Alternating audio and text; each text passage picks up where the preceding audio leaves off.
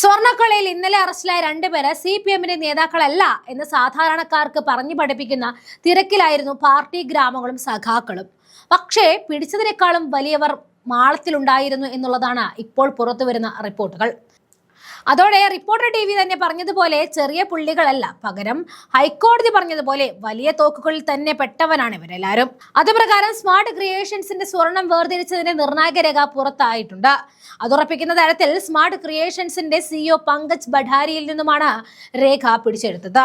സ്വർണം വേർതിരിച്ചതിന്റെ കണക്കും കൂലിയുടെ വിവരങ്ങളും അടക്കം ഈ രേഖകളിൽ എല്ലാം വ്യക്തവും കൃത്യവുമാണ്. അതോടെ രേഖകൾ ആരിലേക്കാണ് വിരൽ ചൂണ്ടുന്നത് എന്നും വളരെ വ്യക്തം.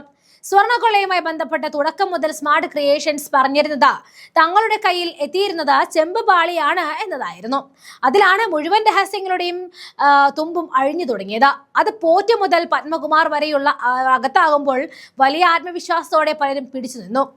എന്നാൽ ഇന്നലെ ഹൈക്കോടതിയടിയിൽ അമ്പരന്ന SIT മണിക്കൂറുകൾക്കുള്ളിൽ ഭണ്ഡാരിയെയും ഗോവർദ്ധനെയും പിടിച്ച് അകത്തേക്കിട്ടു. അതോടെയാണ് മന്ത്രി കസേരകൾ വരെ ആടി തുടങ്ങിയത്. അതിനുശേഷമാണ് വീരവാദം മുഴക്കുന്നവർ പലരും മൂലയ്ക്ക് നിൽക്കുന്നത്. അതിൽ വളരെ കൃത്യമായിട്ട് എത്ര സ്വർണം കിട്ടിയിട്ടുണ്ട്, എന്തൊക്കെയാണ് പണിക്കൂലിയായിട്ട് നൽകിയിട്ടുള്ളത് എന്നതെല്ലാം കൃത്യമായിട്ട് വേർതിരിച്ച് പറയുന്നുമുണ്ട്. അതുപ്രകാരം സൈഡ് പാളികളിൽ നിന്നും 409 ഗ്രാം സ്വർണം കിട്ടി. അതിന്റെ റിക്കവറി ചാർജായിട്ട് 61,000 സ്മാർട്ട് ക്രിയേഷൻസ് ആണ് ഈടാക്കിയത്. മാത്രമല്ല ദ്വാരപാല പാളികൾ അതിൽ 14 പീസസ് ആണ് കിട്ടിയത്. അതിൽ 577 ഗ്രാം സ്വർണം വേർതിരിച്ചു.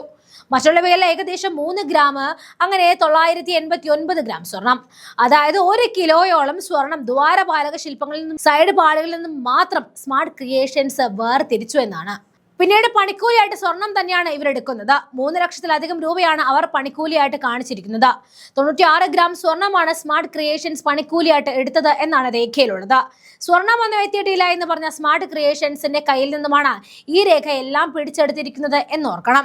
എന്തായാലും ഇപ്പോഴത്തെ പിണറായിക്ക് ഭക്തിഗാനങ്ങൾ പാടുന്ന പാർട്ടിക്കാർ ഒരു കാര്യം വ്യക്തമായിട്ട് ഓർത്തോളൂ, ജീവൻ തുടിക്കുന്ന രേഖകൾ കൂടി പുറത്ത് വന്നു കഴിഞ്ഞു.